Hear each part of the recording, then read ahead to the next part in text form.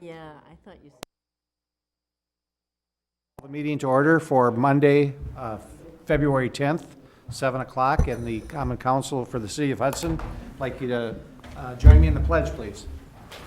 I pledge allegiance to the flag of the United States of America and to the republic for which it stands, one nation, under God, indivisible, with liberty and justice for all.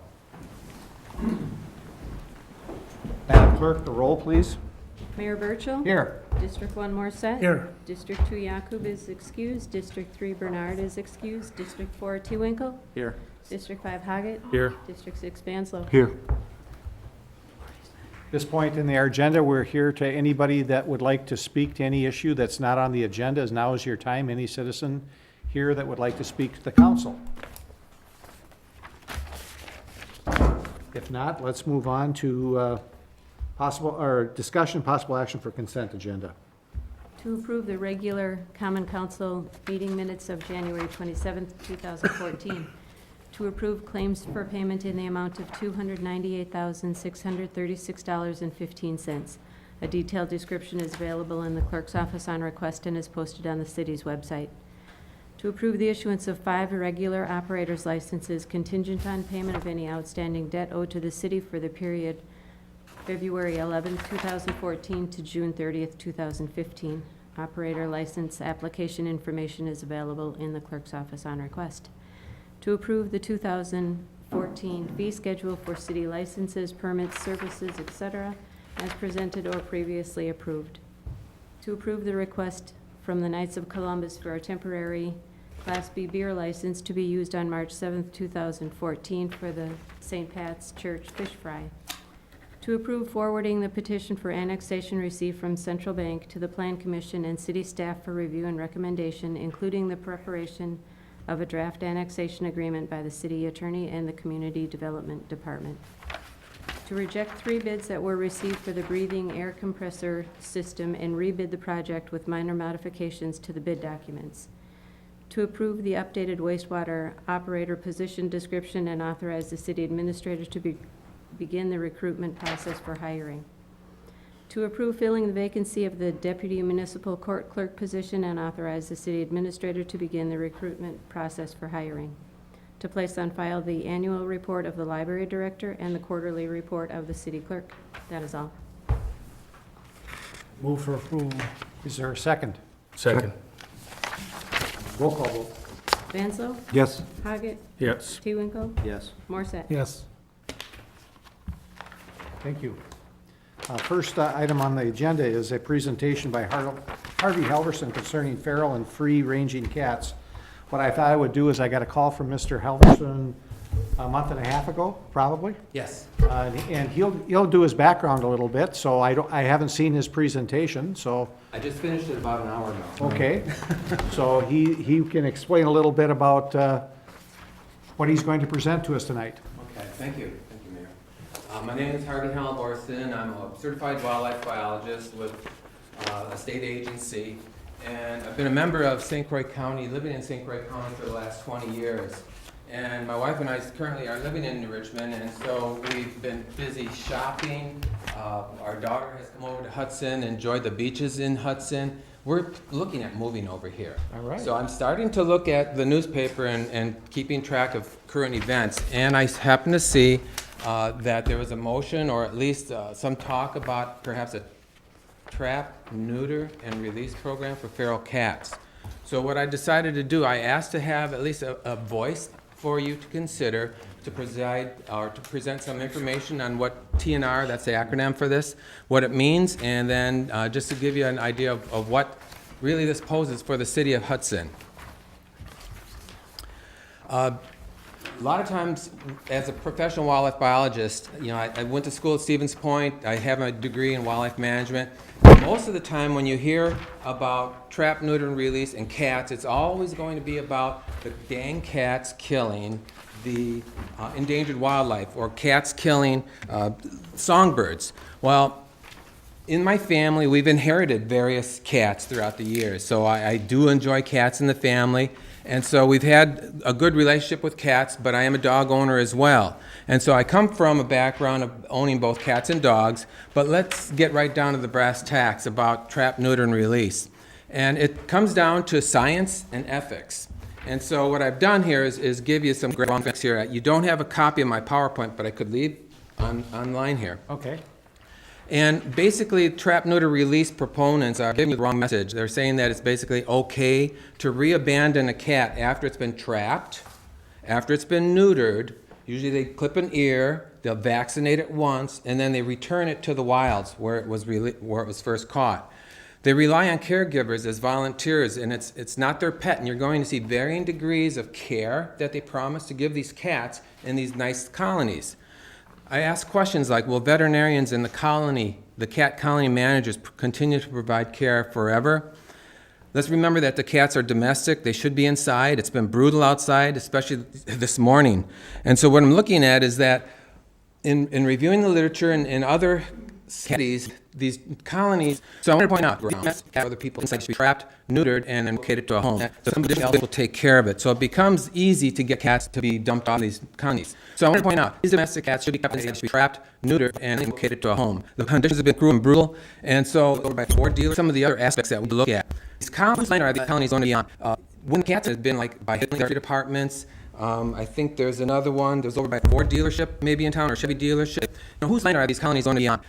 When cats are there, they're going to be allowed to be free-ranging. They are not licensed, usually. They run at large, so they violate city ordinances, and then they're not licensed. And I think some of the problems comes without licensing. We have dogs. They have to be licensed. I think cats should be treated the same way. Just know that this is becoming more under the gun, a scrutiny of some of the federal individuals in the Fish and Wildlife Service, maybe some of the federal wardens. They understand that these cats that are owned are violating the Federal Migratory Bird Treaty Act. They're killing songbirds. Who's going to take responsibility then also for these cats? Restoration costs, fines, and liability. And especially for like the human health or property damage. I mentioned about the Hudson Beach. These are nothing but big litter boxes for the cats. The TNR neuter people say that the rights of the cats basically trump parasites that just get a big thing that I didn't like that are transmitted from cats and have home become infected with them. Also, the TNR neuter people say that the rights of the cats basically trump native species wildlife. But the big thing that I didn't like about trap neuter release is that cats have home ranges. Some of the males will cats around the aisle from the colony, and they'll look for other sources of food. They'll kill wildlife, true, but they're also looking for handouts. And some of my experiences in eating outside of restaurants have cats around your feet. And the cats are there, they defecate, they're on the picnic tables, and they just create disease hazards. So that's one of the aspects that I'm looking at, is how we could reduce that, because they do become a public nuisance. You know, spraying, yowling, wildlife harassment, they defecate on the beaches or in your gardens. They're very aggressive, and they cause property damage. I had my house re-sided up in New Richmond 3 years ago, and about a week later I come out and each of the corners are sprayed from a feral cat. And that doesn't do good for trying to sell a home to move to Hudson. So I'm looking at trap, neuter, and relocate to a home or to some indoor parks or maybe holding facilities. There's some creative ideas. I mean, online, you see the cat house there on the top left. On the left of St. Croix National, the dog track. Maybe there's areas in Hudson that you could look at as alternatives rather than encouraging a trap, neuter release out to the wild. So we have a view of domestic animals. St. Croix, the dog track. Maybe there's areas in Hudson that you could look at as alternatives rather than encouraging a trap, neuter release out to the wild. So we have a view of animals. So many of these animals, let's say for the turkey farms up in Richmond, pigs, turkeys, animals, they can be confined and fed and kept out of harm's way until they're adopted or they're old and die. So these confined animal feeding operations, they're already out there. We already have them for pigs, turkeys. And so that's something that we're looking at. Other things about the feral cats and trap, neuter release colonies is that they interfere with some other options that you have to improve tourism in the city of Hudson, like River Falls. They have Bird City, USA. This is something that helps you attract people into maybe the hot air affair and maybe the trumpeter swans that are present along the lakeshore. So the trap, neuter, release colonies interfere with that. And then also we have to remember that the cats that are in these colonies are still prone to predation by other species of wildlife. So it's a cats indoor program. It's better for cats, better for the birds, better for people. And then I bring into play the disease effects. You notice on the bottom right, this data-free cats Center for Disease Control. And I'll portray a few domestic animals in Kevin. The cases of rabid animals, feeding. As these colonies, cats and dogs, there's a higher risk of contact with rabid domestic animals in cats. And we have disease control says that the supplemental feeding rabies at colonies attracts and concentrates over at Will State Park. He died in 2010. We do know that we have rabies, the source here, and we have skunks here. Yes. Do we have bats? Yes. We had a gentleman that died from rabies. He was a caretaker over at the Will State Park. He died in 2010. We do know that we have rabies, the source here, and that's of concern. So I bring that to you to consider. They also say that the trap, neuter, vaccinate, and release does not adequately meet feral cat population control needs that the public health and animal welfare necessitate. So this is just some ideas to give you. Disease problems, absolutely. There's been numerous scientific studies demonstrating that the trap, neuter, release fails. They do not significantly reduce cat populations. They fail to provide the safeguards public from the diseases of cats. And TNR also fails to protect birds and other wildlife. Rabid bats always around the trail to provide the care and comfort that domestic animals deserve. So, a lot of dark gray. Center for Disease Control website. And top left is rabid bats, and you notice around the Twin Cities area. It's kind of hard to see in this graph, but just envision the Twin Cities area up there. That means incidents where dogs, cats, or bats are to be tested for exposure to rabies, and perhaps they did carry rabies. But as I see here, there's been several cases of rabid bats that are diagnosed and confirmed. The top right are skunks. You notice that there's a little bit of yellow spot in there. Those are diagnosed incidences of skunks with rabies. And then on the bottom left, you notice along there's red and green, red and yellow markers in the Twin Cities area, indicating that yellow is rabid cats and the red are rabid dogs.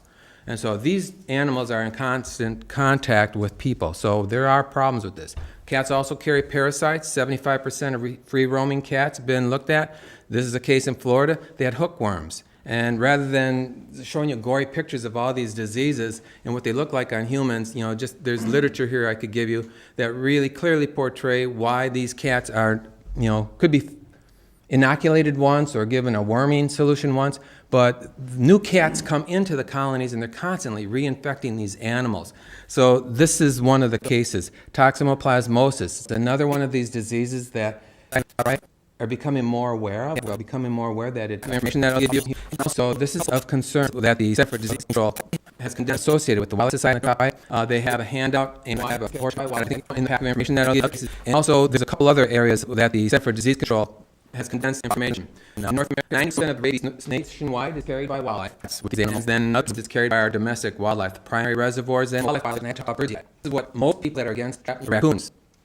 And the interaction of feral cats with these animals is the reservoir and, of course, the most concern. So here I am, wildlife and natural birds. This is what most people that are against trap, neuter, release come to you about and complain that these colonies are going to damage our bird populations. Well, the bottom chart there, the graph on the bottom, the top killers of wildlife, especially the birds, are windows, and then in the red are cats. And the conservative estimate is that cats kill about 1.4 million birds per day. And the latest graphic I got from, I think, Cat Alleys is like 115 to 160 million cats nationwide. So they're prevalent. So just think about, this is where I used to live down in Illinois, until I got a better idea to come up to Hudson. And in this area, each of these little pins, these little gray points, are a hair, correct? Well, colony. Once they usually get billed authorized at the state level, they think to help embrace having TNR in it on society, but offer a service, it's out of your hair, correct? Well, this shows. They usually get billed authorized at the state level, but at the city level to help embrace having TNR in your own community. But this is a perfect storm. It's continuing population over the last 40. This chart that I wanted to show about birds. We have problems. Some of the birds are becoming rare. Not robins, but just a robin, for instance. The populations over the last 4 years that we have monitored, the breeding bird survey, has declined. And that's dotted black line, and their population has declined very rapidly. And people will say, well, why? Is it all because of the house cats? No. But you look at the top linear progression there, under the perfect storm, the green blocks, that represents habitat. And the larger the habitat, the more secure the birds are.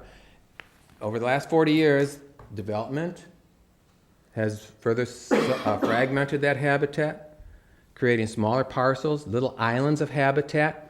As the cat population in the red dots goes up, they become such excellent predators of all birds and small bunnies on these areas that wildlife needs a better chance. And that's why I'm asking that we don't get involved with this trap, neuter, release. So there's tenants moving forward, principles of collaboration. There's some neat information on the kitty cams that the University of Georgia and the National Geographic put together, and they had actual live cameras on cats showing them catching little lizards, little birds. So it's fascinating. Going to be inundated if you continue the discussion. Whose science is better? There's trap, neuter, release people that come with their scientific data. I bring in peer-reviewed scientific data that's been conducted by National Geographic and the Wildlife Society and also the American veterinarians. Point number 3, both trap, neuter, release and wildlife advocates recognize that feral cats are the victims of irresponsible human behavior, and that both are seeking to reduce or eliminate pet abandonment, and wildlife advocates should recognize that TNR advocates do not create these colonies. We recognize that. The cats were already there. So I ask you, please don't re-abandon cats to the outdoors. And then the policy of the Wildlife Society is on one of the handouts. And the 3 handouts that I provided, I think, sum up the science pretty well. We have the National Association of State Public Health Veterinary Cats. It clearly states that feral cat issue and the health issues, that we have to acknowledge that there's potential for public health risk with these American cats. The next one is trap, neuter, release, based on the scientific body of scientists, and we have a final position statement on trap, neuter, release. And the first one is that wildlife policy, then you have American Conservancy, third day. But then Wildlife Society, which is a peer-reviewed scientific body of scientists, and we have a final policy for adoption into indoor-only homes of eligible cats and humane euthanasia of unadoptable cats. Supports and encourages the euthanasia of feral cat populations, including feral cat colonies for adoption, into indoor-only homes of eligible cats and humane euthanasia of unadoptable cats. Thank you. Hey, I guess the issue that we had tonight, we heard from the trap, neuter, and release program, and so when Mr. Halverson contacted me, I said, we're going to get some other information, so now is your time to ask questions, if you have any questions of him. Otherwise, we'll move on the agenda. Anybody have any questions for him? I have one question. Yep, Kurt. Aside from becoming a responsible society, pets, I mean, what is your recommendation? What to do with these colonies? Or, I guess, the side that is not on TNR, what is exactly that is proposed that we do with the colony? It's something you don't know about here. Policies in the process there. There's many steps in helping control and reduce potential for TNRs. I don't know if you really have anyone that you don't know about here yet. What I recommend is that if there is a TNR, go ahead and work with the local humane society. You have Woodbury Animal Sanctuary. I recommend working with the sanctuary, tracking the animals out, and give them the animals fair shake, seeing if they are healthy enough to be adopted out, and after a period of time, euthanize them. So your big point, or not necessarily just you, but the society, Wildlife Society, is to not re-abandon them. Right. That's exactly that's what I think. your stand on this. We're Okay. exactly saying that because that's what happens. Okay. Even the PETA, People for Ethical Treatment of Animals, I hate to bring that name up, they're against the trap, neuter, release as well. So it's a very emotional issue, and it's a tough one to handle. There's educational programs that you can help develop for your citizens. Do you require cat licensing? Yes. Yes. Yes, we do. We don't know how many of them are licensed, but we do require It's it. on the Right. books. Well, that's We have an ordinance, so. books. Yeah. Okay. Anyone else? So, I've read both sides of the argument and spent quite a bit of time on this. I don't know why, just compelling this.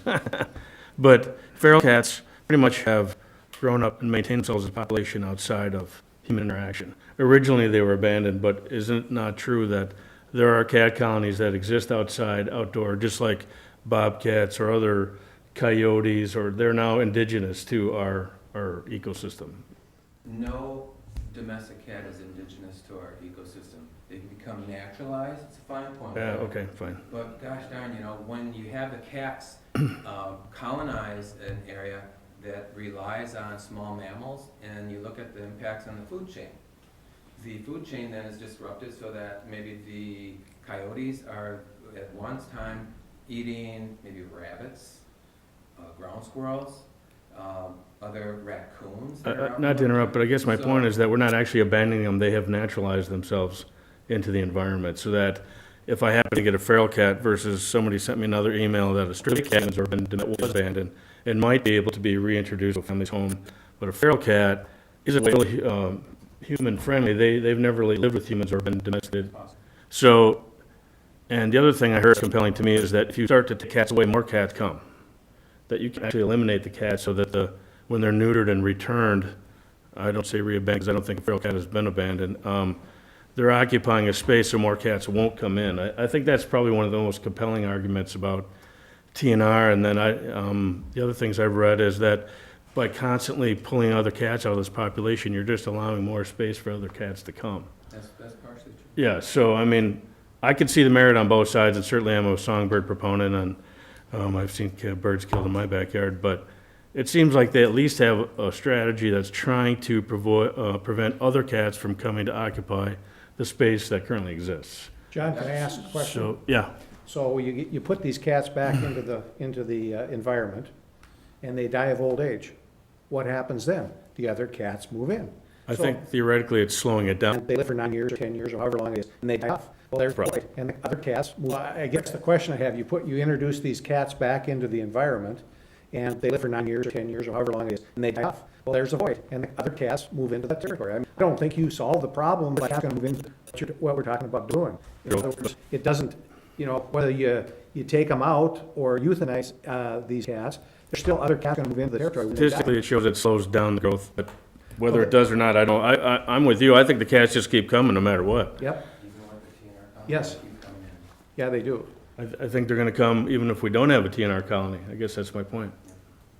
Well, regardless, say that one colony, and I'm probably not using the right terminology here, but if one colony is basically full, there's still a population of them that, if there was room, they'd come in, but basically they're gonna probably form a new colony, or, I mean, they're gonna be somewhere, correct? I think once they get pushed out of an area that they're familiar with, they start crossing roads, they leave and they'll abandon a colony, and they become then more prey to other species of wildlife. I mean, it's hard to wrap your hands around exactly what's going on. Right. There's population dynamics at play here, and so it's a tough one. Any other questions? Mr. Hudson? Thank you. We appreciate Great time. Thank you. Yeah, thank you very much for your information.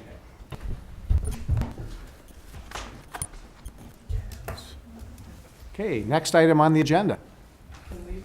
Nope. Nope, we heard from you before. And if we bring that subject back again, you'll be more than welcome to come.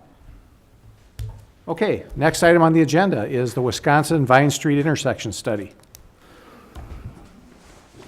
Now we got another PowerPoint. Oh, no, No? no PowerPoint. Oh, come on. Something, just the electronic versions of your packet if we need to talk about them, Okay, so. Okay, so, this is Chris Saxby from our office, and he was involved with this traffic study on Wisconsin Street and Vine Street. December 2nd, at the council meeting, the council approved us to do the study because we were concerned with the Wisconsin Street Improvement Project, if we need to do any geometric layouts or coordination with that project, that we have to get it done. Now, we're not going back to Public Works Committee because of a timing issue. The Wisconsin Street project, if we need to provide them any geometric layouts, we need to coordinate with them and get that to them by the end of March. So we are looking for a decision tonight if we should be doing any layouts and any coordination with the Wisconsin Street project, or if we're just gonna keep it as is and not proceed with the rest of the work order that we submitted at the December 2nd meeting. So with that, Chris, I'll let you All right, talk about the study. okay. Basically, what we did is went out December 13th. We went out, we counted the traffic at the Vine Street, Wisconsin Street intersection. On the picture that we've got, these are all in the packet we provided you. This is, this particular picture is the existing condition that our model showed, but we went out, counted the traffic, all the right turns, left turns, included pedestrians in it. We counted this intersection. What we didn't do, we did not count, there's a second driveway there to the high school. We didn't include that in our counts. The main reason for that is If somebody comes down that driveway and they want to turn right to head west, they're not using this intersection, so we didn't need that number. And if someone takes a left out of that intersection, they're going through the intersection, of which then we counted. So we basically concentrated on this particular intersection. What we found, if you look at it there, I guess our prior discussions about this intersection were, there was some talk amongst people in the city that this intersection was becoming congested, that the traffic backs up, how is it operating? As engineers, what we do, we count these intersections, we put them in a modeling software to come up with parameters that we use to compare apples to apples. In some communities, if I grew up in a town of 1,000 people, if we had an intersection that had 6 cars backed up at it, boy, we thought we had a traffic jam in town. When you go to Madison, or Hudson or wherever, and you got 15 cars backed up or 20 cars backed up, well, then actually you do have some congestion. So there's a little bit of relativity that gets built into this. So what we do, we independently, regardless of size of whatever everybody's used to, we, for an operational purposes, we put what we call a level of service to it. It's what comes out of our models. And in this, what you see here is this LOS stands for level of service, and this is a level of service B is what this intersection currently operates at. If you go through the levels, there's level of services defined from A through F, where A is if you come up here and there was 1 or 2 cars at this intersection backed up, level of service A, no real A, everybody operates well. The opposite end of the spectrum, level of service F, is gridlock. Basically, nobody can move, okay? And when we do a project like this, we go through, or if we were just doing an intersection project, most intersections in the state don't usually get looked at for upgrades until you're at the low end of a C or get into a level of service D, which is, starting to see some significant backups. So in this case, which we expected, the existing operation is level of service B, not too bad, very tolerable. So then what we do in our model is we start to inflate the traffic volumes to see when things are going to start to break down and whatever else. So what we did, the art of traffic engineering is trying to determine how fast to inflate that number. And because we have the existing condition, how fast is it going to grow, how much is going to show up. In this case, to the west, in Hudson, it's expected to pop a little further to the east, a lot of room for growth. To the east, there's some open areas, room for growth. This is a major east-west corridor, so if things start further to the east, are people going to use this? So what we did in this case, not knowing what the plan was or how fast it's all going to grow, we used 2 growth rates. One we took as 1%, and one we used as 2.5%. And in a lot of studies, we'll use 2% is a pretty aggressive growth rate. 2% traffic per year. So we said, let's model them both. It doesn't take any more time, and get a sensitivity to kind of see where we're at. So what we did is, if in the packet, I scroll down here, we looked at a 4-way stop. We left the existing condition or the lane configurations the way they are, and put in a 1% growth rate. And when we look at traffic and intersections, we tend to go out about 20-year window. If we were doing this for the DOT, that's what they request, to say you start here, go out 20 years, do your study. So at the 1% growth rate, you can see that the southbound and the westbound traffic pretty much stayed the same. It's at a level of service B, and the other 2 legs, the northbound and eastbound, went up to level of service C, which is still pretty good. If you count the cars, I think there's like maybe 3 or 4 more cars at the most at any of these approaches. So 1%, not a big deal. In 20 years, is this still acceptable? Yeah, it is. I mean, as far as, from an engineering standpoint, we wouldn't necessarily request anything. So is this the average throughout the day, or is this? This is during the peak hours, okay? And what you see here, this isn't, let's explain this right. We counted the AM peak and the PM peak, so from about 6 to 9 in the morning and about 3:30 to 6:30 in the afternoon is when we did our counts.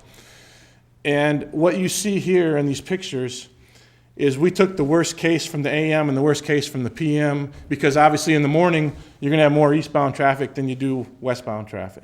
So, but in the afternoon, it's reversed. But this is a compilation of both scenarios. So it wouldn't ever, I guess, get to this at the same time. is if you can, think about is that. We just wanted to show the worst case overall. So at 1% growth, you can see that it still operates pretty well with a four-way stop. Nothing major 20 years down the road. Now, this is the reason, part of the reason why we did this next one shows what happens at 2.5% growth. And what this is, like I said, it's kind of a sensitivity analysis in a sense as well. That at 2.5, so if we're off by just a little bit with the 1%, here's 2.5%, which is pretty aggressive growth. Everything goes to E and F. And you can see the backups that you've got with the four-way stop. So somewhere in the middle, if you get 1.5 or 2%, you're somewhere in the middle of both of these. It starts to, it just kind of gives you a feel for, how much the growth factor makes a difference. So this is the four-way stop at 2.5% growth in 20 years. Gets pretty congested. So then what we did, we moved on, looked at if we put in a traffic signal at this location. Again, this is the 1% growth. 2035, everything's at operation A and B. Operates really well. The same thing, if you look at the 2.5% growth, obviously a little bit more backed up, but still, A's and B's and a couple of C's, which is in pretty good shape. And then for comparison purposes, we did look at the roundabout alternative, which in this case, in 2035, the level of service A with 1 or 2 cars backed up, and with the 2.5% growth, you get a couple more, but it still operates at level of service A. So those were kind of the 3 scenarios that we looked at. Is there a definite problem out here? No. I guess from an engineering standpoint, the couple of things, the reasons we looked at this, if something came out where it said, yeah, we'd like, if we had found that, wanted to put a roundabout in or something like that, the northbound leg, we'd want to put some, or do some, get the SEH quickly with their project and say, hey, can you build us in some deflection? If you do need that, we're going to need we might need a little land from the church, which my understanding is, I talked to their engineers, they've maybe need a little land from the church now, and that Denny Darnell has been in contact with them and talked with them. If the decision was to move forward with something like that, let's do it now so we only have to communicate that to the church once. We don't have to go back and, 3 or 4 years or 10 years or 15 years to do that. From a signal standpoint, when I talked to them, with the SEH, they said they were, working, or they were going to be, the reason they needed that room from the church, they're adding a right turn lane or extending the right turn lane on that portion of the road. Okay, our modeling shows that would be consistent with what we would need for a signal. So maybe that's enough. So I guess at this point, I'm not recommending to say you need to do one thing versus another. We're showing you the results, I guess, to see if it's something, you wanted to consider. Or we did look at what would happen. Like I said, normally when an intersection starts to get close to D, level of service D, that's when we start to look at, okay, what can we do geometrically? At the 2.5% growth rate, which was the aggressive one, that started to happen in about 10 years. Okay, so, there's nothing says right now you need to do something, I guess is what our study showed. So I guess at that point we'd. Questions. Karen, we talked about the heading east on Vine Street. There's the median there it's all crossed off, with yellow marking. Yeah. We looked at, I know Tom's not here anymore, but this year, getting rid of that, painting it and making a right turn lane into the school to help smooth some of that traffic through. Have you talked to Tom about that? Have you guys talked about that at all? No, I would say that you were saying. Heading east, or heading west, excuse. West, Yep, okay. to turn into the school there. You have all that, there's about a turn lane that just sits there, and it's kind of I think, Randy, you and I, we've been talking about that for 5 years. Yeah. And there's always confusion. Right. None of the lanes there are dedicated, so depending on what time of day it is, it makes a difference. And sometimes you get both people going straight because they don't know that. And that was in the signalized traffic, it was actually looking at reconfiguring. Yeah, the turn lane. using the same pavement, because you're right, when our traffic guy looked at this, he used this as the east and westbound, saying it's a through left and a through right, because it's not marked. And he made that notice, he said, if they go out and mark this as a right only, it's gonna change the modeling a little bit. But it Or- should improve, I would think it would be, Well, we'd have, that, maybe not, huh? It may be, because if there are people who get in, if they're headed west, as you said, towards, if they would get Headed into east. that right turn lane but want to go through, they're blocking somebody who just wants to make that right turn. So But you're then, talking a dedicated right Turn lane. in addition to what you have now? No, I think. No, we don't it's a have one there. Dedicated Okay. right turn with the left through Yes. Correct. Yes. Well, on but the westbound. for On the For eastbound. example, eastbound right now, for example, in the morning, the center lane is pretty much a left turn lane. Of course, it's marked that way, but that's what it's used. Sure. Any other time of the day, that's kind of considered a straight lane, and then the Don't think- lane is, so depending on what time, it's just a force of habit thing. So I don't know if there'd be an improvement if you, okay, this is left or straight and this one is And right. quite honestly, I don't think it would change what we modeled here, in a sense that I think what we saw and what happens here in the model, I think that in fact is what you're saying. Driver expectancy, they get used to, they're not gonna wait in that left turn lane for somebody to take a left into school, they're just gonna move on to the right lane and go. You know, and after school, there's a lot of times where a bus will be in the right lane because they assume the cars, again, we're heading eastbound, turning into the high school, a bus will be in the right lane, well, the person in the center lane maybe isn't someone that knows the area, and then all of a sudden they're both going straight.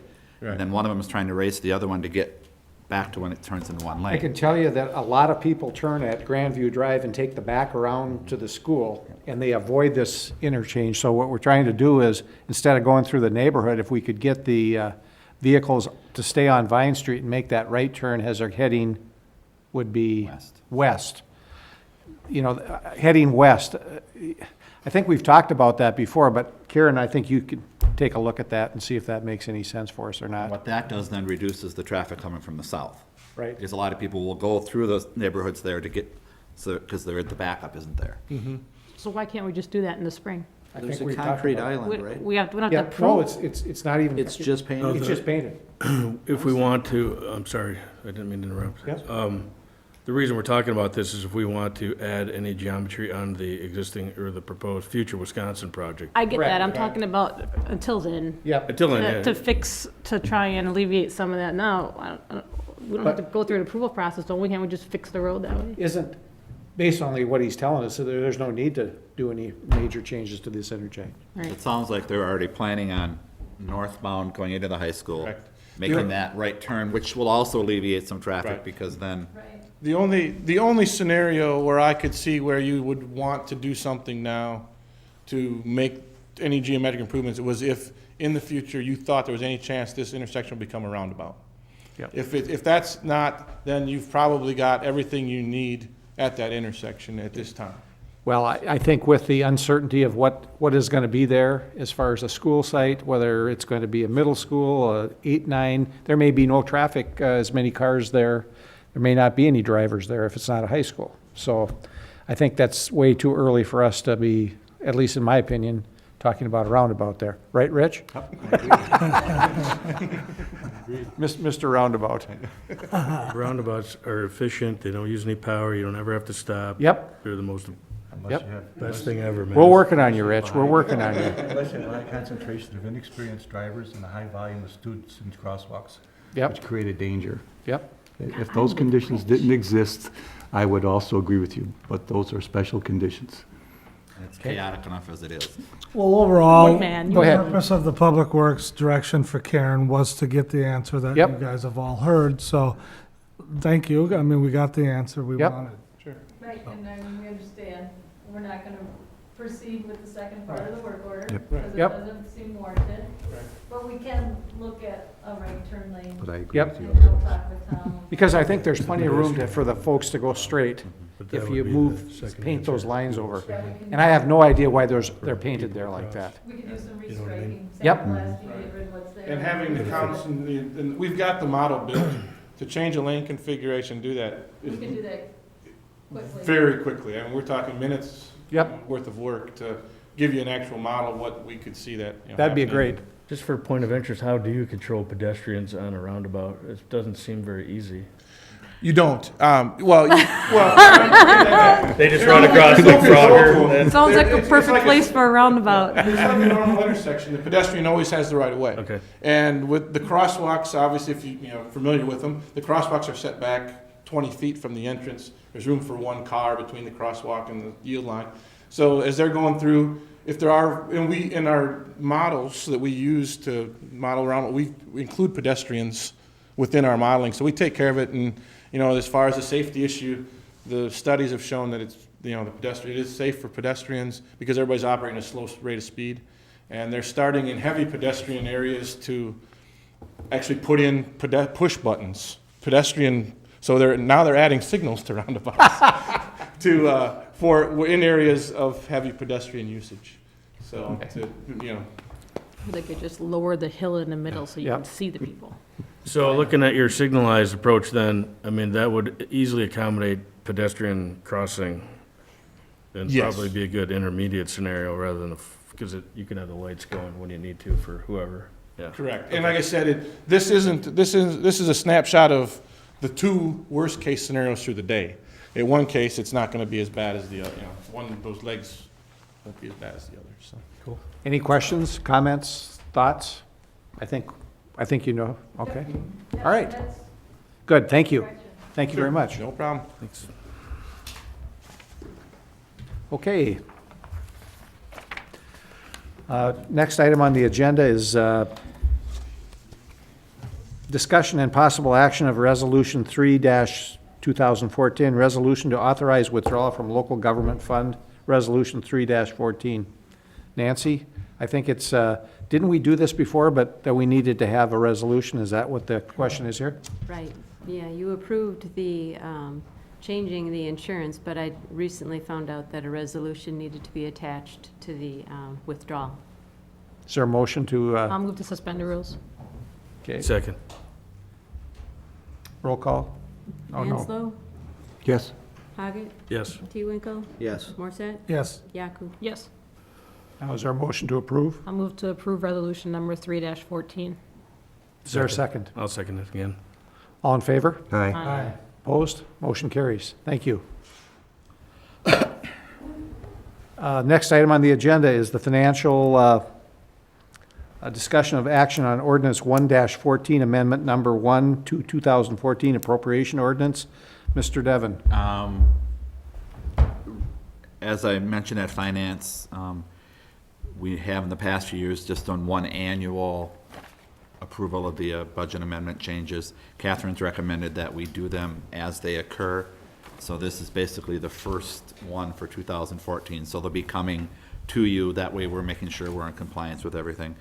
One note in here is that we'll be moving, right now the contingency budget sits within the general government category. We're going to move it out because then it allows you as the council to move money in and out of contingency to other funds without us having to go through this formal process of, so it's kind of a two-step. And there's just a couple amendments that we've made so far this year that are included.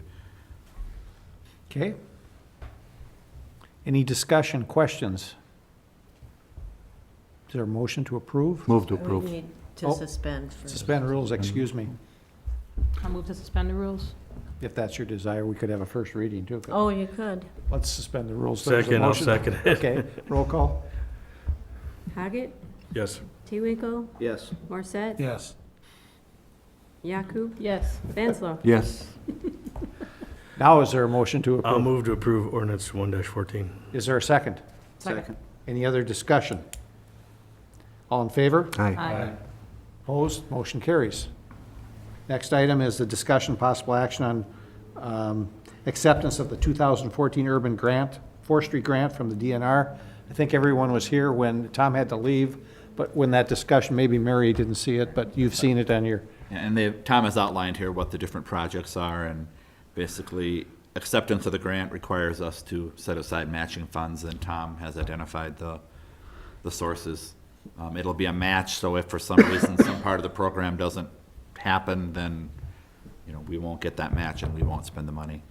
also, Randy had asked a question during finance about, I think it was item 11, Yes, under. the- and we've had about 2 or 3 other DNR grants for the forestry, and everything's worked really well. So- Absolutely, yeah.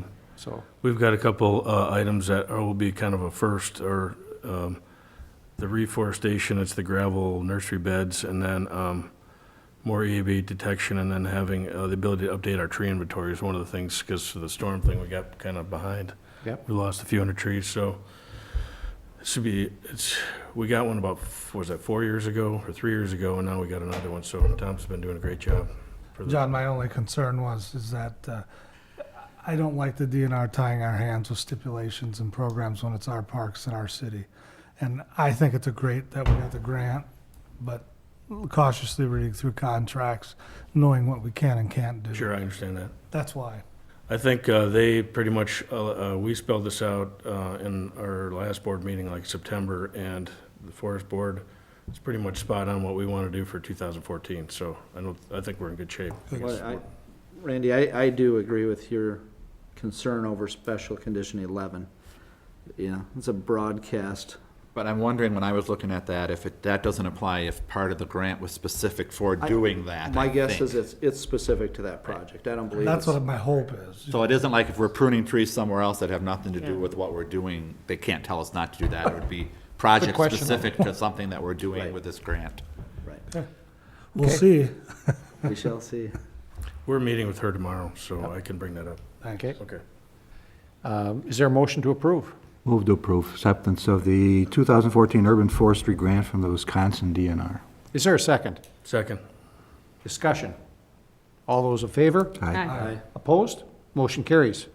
Item 7C, discussion possible request of Public Works Director to reallocate 2014 capital budget funds for public works equipment.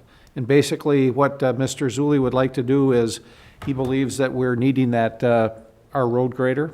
Instead of a single axle dump truck and plow, we're gonna try and get a new road Used. grader. It'd be a Used. newer used. Yep. And trade in the one we have that's operating now. He feels he can get between 20 and 25,000. We're gonna go out for bids on that if we approve it here tonight. So it's just basically reallocation of the capital budget that you already approved. So a grader, not a dump truck. Correct. So was a dump truck not pressing and? He felt the grader is grader was pressing. more important. They were without the grader for a while, and they found out how much they needed the grader. Grader's been breaking down. And the other issue becomes that if they can't keep the grader operational, the value for the trade-in drops dramatically. Oh, I understand, I was just, It goes down to scrap value from 20 to no, 25,000. I get that, I was just wondering, I was just curious about the exchange. Is our dump truck gonna be costing us more money now too? I mean, is it, At this point, we haven't had any issues with that, whereas the grader, we okay. have had some major repairs on. I don't, Obviously, I don't have the 5-year in front of me. Was there a new grader on the 5-year at any point? Do you know, Neil? I don't believe so. Okay. And so if he felt he found a newer used grader, that they'd be able to.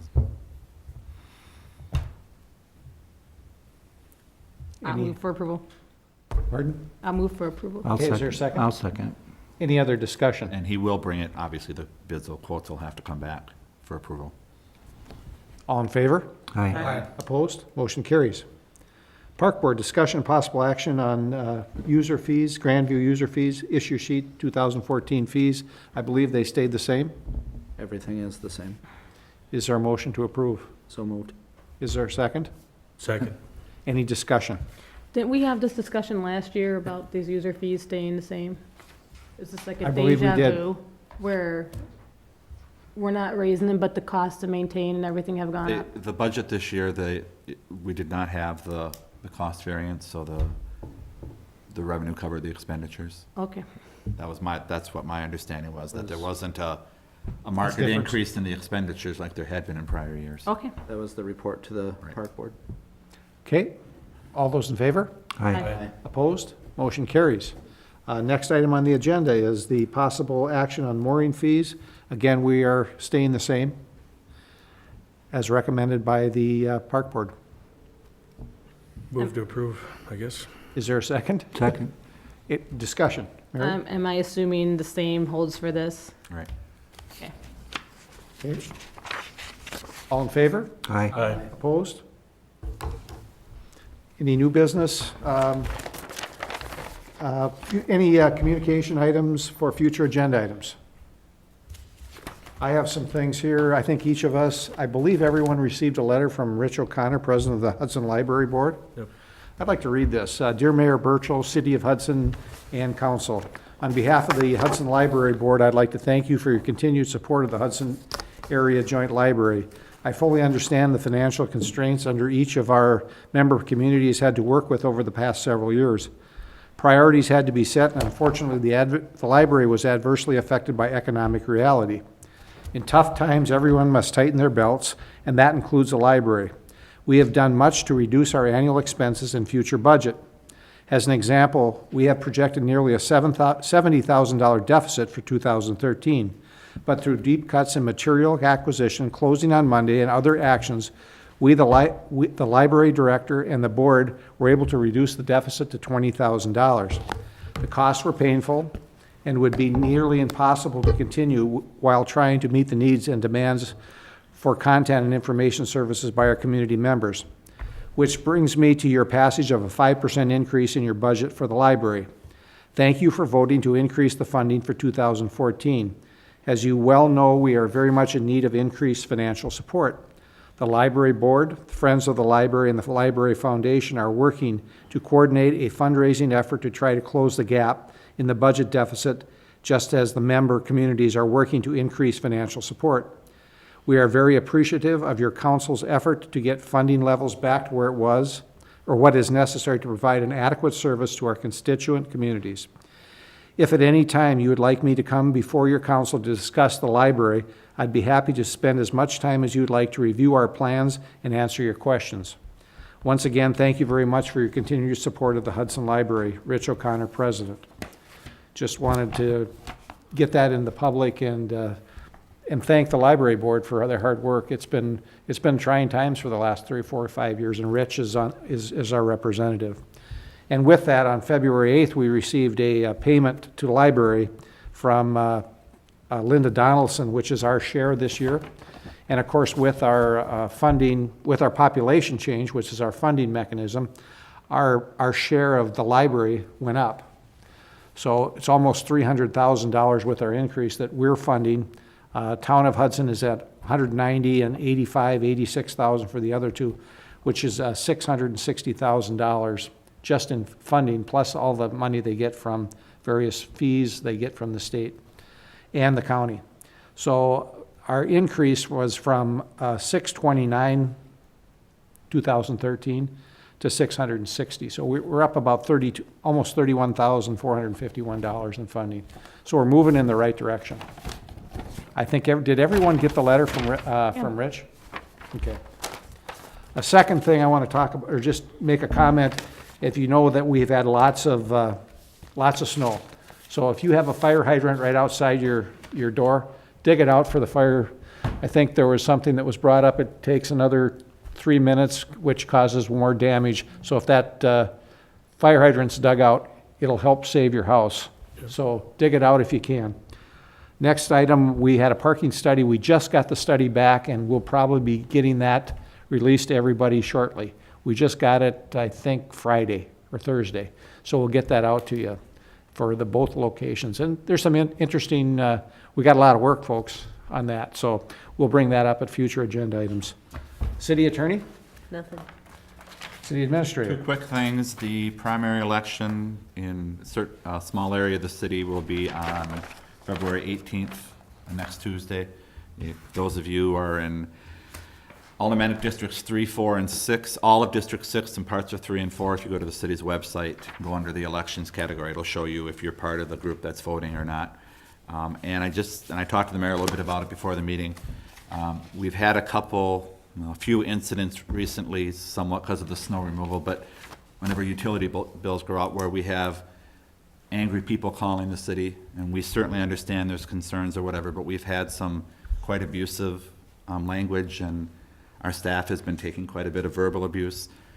So I guess just to let the public know, you certainly have a right to call down here if you have a complaint or whatever, but just if you could just, keep your comments to the complaint, and we'll do everything we can to resolve it. But we've had 3 or 4 pretty nasty phone calls from our staff, and they're just doing their job. So I just wanted to bring that up. And Regarding utilities or? somewhat utility bills, somewhat snow removal, just people upset. And we understand things happen where they get upset or they get a huge utility bill. I get that. But, that doesn't give them the right to be swearing at our staff and to be, kind of verbally abusing them. And I've told the staff, you know, if you're uncomfortable, either send it to one of the supervisors, or we've told our staff, you simply need to politely say, you know, would you please stop? And if they don't stop, that they have the right to tell them, well, I'm not going to take this abuse anymore, and we do allow them to hang up. But if people could just keep their comments to the issues at hand and not cross over into the verbal abuse, it would be much appreciated, so, thank you. I thought you had them all referred to the mayor. Yeah. And then, you know, don't set up a voicemail for them, and then that. Does anyone have anything else? I just want to ask, I mean, Yep. Devin mentioned District 2 and District 6 moved voting to Correct. Faith Community. Yep. So District 6, when they're voting in the primary, it's at Faith Community Which is on Church. the big church on Carmichael Road, as, you know, kind of between the middle school and the Target, and on that stretch there. Probably a half a mile from the old courthouse, or Yeah. from the courthouse Just site. a different direction. So, It'll be the first time we're using it, so it's probably okay. It's a smaller election, so we can kind of get a feel for the, you know, how it's going to work. And District 3 and 4, the portions that vote will be at the Methodist Church as they were before. okay, is there a motion to adjourn? So moved. Is there a second? Second. All in favor? Aye. We're adjourned, thank you.